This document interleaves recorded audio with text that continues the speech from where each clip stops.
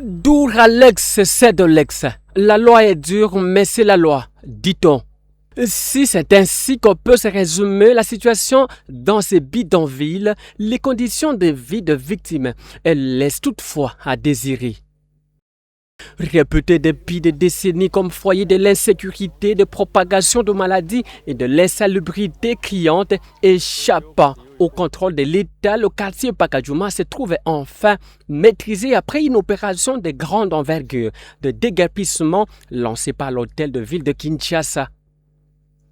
Selon l'autorité urbaine, cette opération vise à aménager ces domaines de l'État attribués à l'ONATRA, ce dans le cadre du projet de relance de trains urbains pour désengorger la capitale. Le motif étant valable pour justifier l'opération, mais les conséquences sont désastreuses. Les traces de cette opération sont encore visibles. Tas de briques, tôles, ondulées, arrachées. Le paysage est empreint de débris et décombres. Paradoxe, dans cet tas de détritus, des familles y résident encore. D'ailleurs, elles ne savent pas à quel sens se vouer, confie-t-elle. Nous sommes là parce que nous n'avons pas là où aller. Dans les sites qu'on nous propose là-bas, il n'y a rien, ni espace, ni à manger. Nous allons faire comment? Si les uns dénoncent l'opacité autour des conditions devant leur être réservées, d'autres par ailleurs déplorent le fait que les sites mis en leur disposition ne répondent pas aux conditions d'hébergement. Mais là où on a amené les gens, le même jour, où il n'y a pas un dispensaire, il n'y a pas des infirmiers, est-ce qu'ils se sont préparés pour ça? Oh non, ici, il y a un Zamba. Dites-moi maintenant, fièvre na Boutou.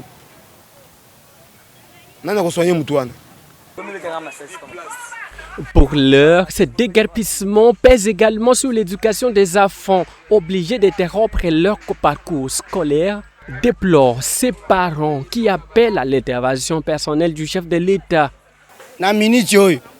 Nous allons faire comment en ce moment? Les écoles des enfants sont déjà arrêtées. Tout est arrêté. Maintenant même l'éducation des enfants pose problème. Qui sait s'il y a des enfants?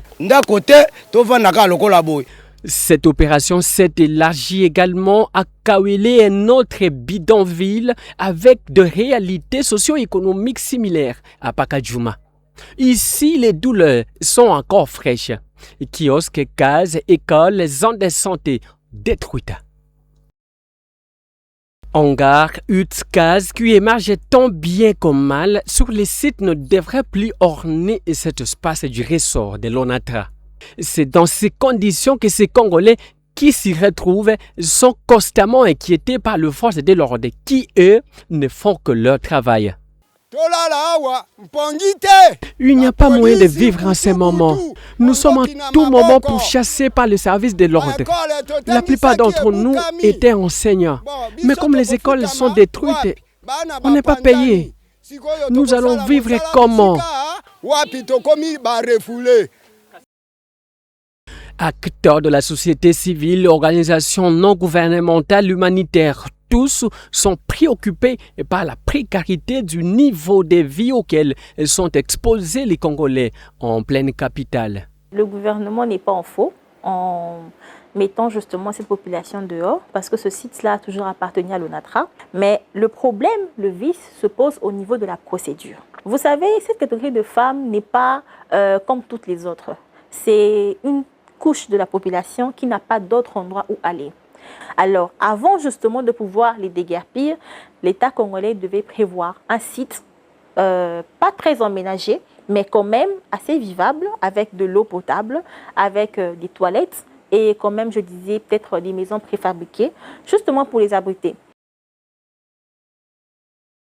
Si l'initiative répond à un impératif, libérer les espaces publics. Néanmoins, les conditions de vie auxquelles les gens sont exposés aux environs de ces bidonvilles peuvent engendrer bien d'autres maux.